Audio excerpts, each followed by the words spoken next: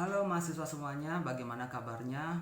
Semoga semuanya dalam keadaan baik dan selalu dalam keadaan sehat walafiat. Nah, berjumpa lagi dengan saya Tutor Inyoman Suarmita. Kita sudah menginjak di minggu yang ketiga tutorial online mata kuliah manajemen pemasaran. Nah, di pertemuan yang ketiga ini, rekan-rekan mahasiswa semuanya, kita akan membahas tentang segmentasi, kemudian penentuan pasar, sasaran, dan posisi pasar.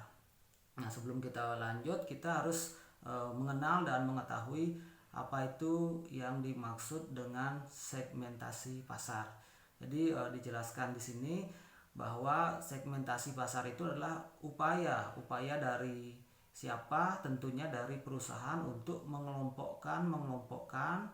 Jadi konsumen itu dikelompokkan sesuai dengan karakteristik tertentu yang dimiliki, sehingga konsumen itu akan memiliki karakteristik atau ciri yang serupa, baik itu dari segi kebutuhan, kemudian dari segi letak geografis, itu yang akan dikelompokkan sehingga akan tercipta yang namanya segmentasi pasar. Nah, tentunya untuk berhasil upaya dalam melakukan segmentasi pasar ini tentunya harus didasarkan pada yang pertama itu bagaimana geografis dari kelompok masyarakat tersebut. Kemudian bagaimana kita ingin mengetahui budaya atau kultur dari masyarakat di tempat tersebut, sehingga nanti diharapkan akan mampu menciptakan segmentasi yang sama di antar masyarakat.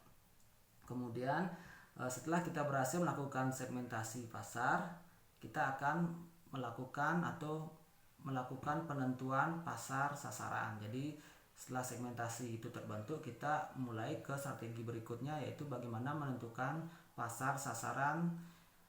Sasaran di sini adalah masyarakat atau konsumen yang akan kita jual produk yang kita hasilkan. Kemudian bagaimana kita juga mampu menentukan posisi pasar terhadap produk yang sudah kita hasilkan tersebut. Nah, di sini di pertemuan yang ketiga ini kita memiliki kompetensi umum yang perlu teman-teman mahasiswa kuasai setelah mempelajari modul manajemen pemasaran di sini, yaitu yang pertama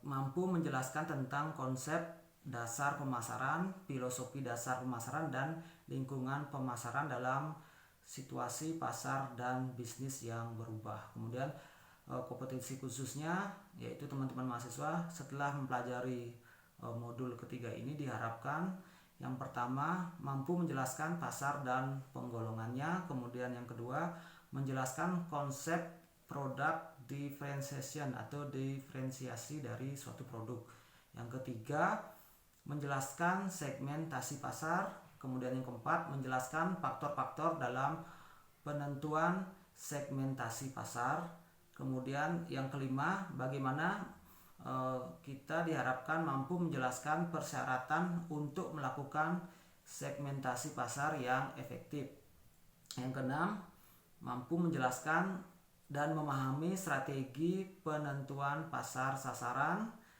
kemudian yang ketujuh mampu menjelaskan hubungan antara penetapan sasaran pasar dan segmentasi pasar, kemudian yang ke-8 mampu menjelaskan pemilihan strategi pemasaran sehingga dapat menentukan bagaimana penetapan sasaran pasar, dan yang terakhir yaitu mampu menjelaskan strategi penentuan hasil produk yang akan dihasilkan suatu perusahaan.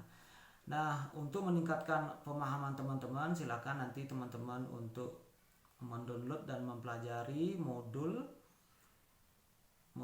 di minggu yang ketiga ini di mata kuliah manajemen pemasaran. Kemudian teman-teman kerjakan tes formatifnya yang sudah ada di modul. Kemudian teman-teman juga di sini silakan mengerjakan tugas diskusi, dan jangan lupa di pertemuan ketiga ini juga ada yang namanya tugas tutorial yang pertama. Silakan teman-teman bisa kerjakan, ingat dikerjakan. Kemudian teman-teman juga harus ketahui jangka waktu dalam melaksanakan atau menyelesaikan masing-masing tugas tersebut. Jadi silakan dikerjakan dengan durasi waktu yang sudah ditentukan. Jadi sebagai penutup, terima kasih untuk teman-teman mahasiswa semuanya sudah aktif selama mengikuti tutorial ini, dan tetap semangat dan tetap jaga kesehatan dan sukses untuk kita semuanya. Terima kasih.